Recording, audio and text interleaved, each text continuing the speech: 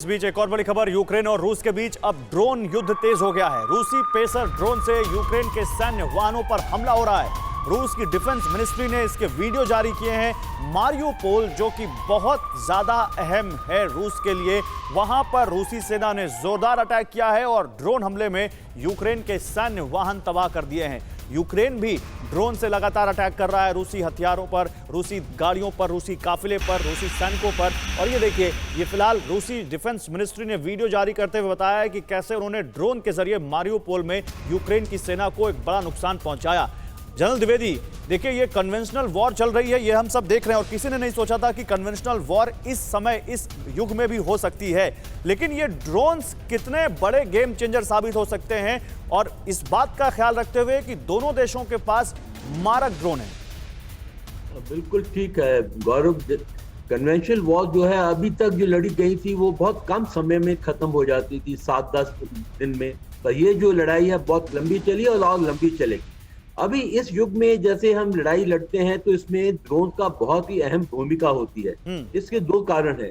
एक तो है कि ड्रोन जो है इसमें कोई फिजिकली कोई पायलट या कोई नहीं होता है, तो इसलिए जानी नुकसान नहीं होता है। और दूसरा, ये ड्रोन्स हैं ये बहुत ही घातक होती हैं क्योंकि ये बहुत ही कम समय में अपने टारगेट पर पहुंच सकती हैं, और साथ ही साथ इनकी जो एक्यूरेसी होती है वो भी बहुत अच्छी होती है। तो ये एक बहुत सस्ता तरीका है दुश्मन को नुकसान पहुंचाने के लिए। और जब आर्मीनिया और अजरबैजान में भी युद्ध हुआ था तो ड्रोन की बहुत ही अहम भूमिका रही थी। तो अब इसको हम बोलते हैं ड्रोन वॉरफेयर। तो ड्रोन दो तरह के होते हैं, एक तो आप उसको रिकॉनेसेंस सर्विलेंस के तौर पर, और दूसरे आर्म ड्रोन होते हैं जिनमें हथियार होते हैं, बॉम्ब्स होते हैं, जिसके साथ द्विवेदी साहब, ड्रोन्स का इस्तेमाल रशिया यूक्रेन के बीच छिड़ी युद्ध को कितना मोमेंटम देगा, ये अपने आप में देखने वाली बात होगी। लेकिन फिलहाल रुक कर लेंगे इस वक्त की एक और बड़ी खबर का।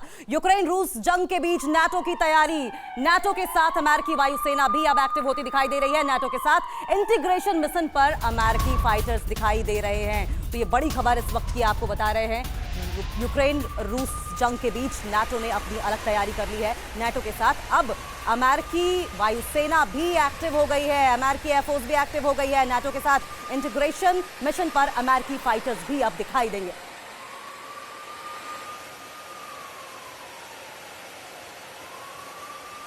तो देखिए, लगातार हम दिखा रहे हैं कि किस तरह से यहां पर यूक्रेन और रूस के युद्ध के बीच अमेरिकी फाइटर जेट्स भी नेटो एरिया में लगातार उड़ान भर रहे हैं।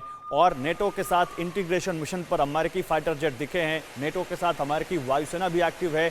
और ये जितने भी नेटो कंट्रीज हैं यूक्रेन बॉर्डर से लगते हुए, चाहे वो पोलैंड हो, चाहे वो स्लोवाकिया हो, रोमानिया हो, इन सब में नेटो ने न केवल अपने बड़े अड्डे बना रखे हैं, तमाम नेटो देशों के जिनमें सबसे ज़्यादा अमेरिकी सैनिक हैं वो वहाँ तैनात हैं, बल्कि इनके एयर स्पेस में अमेरिका के फाइटर जेट्स भी लगातार वहाँ पर दिखते रहते हैं। और ये क्या अमेरिका ने एक मैसेजिंग भी की हुई है कि बस यूक्रेन से आगे बढ़े तो हम तैयार हैं, जनरल द्विवेदी?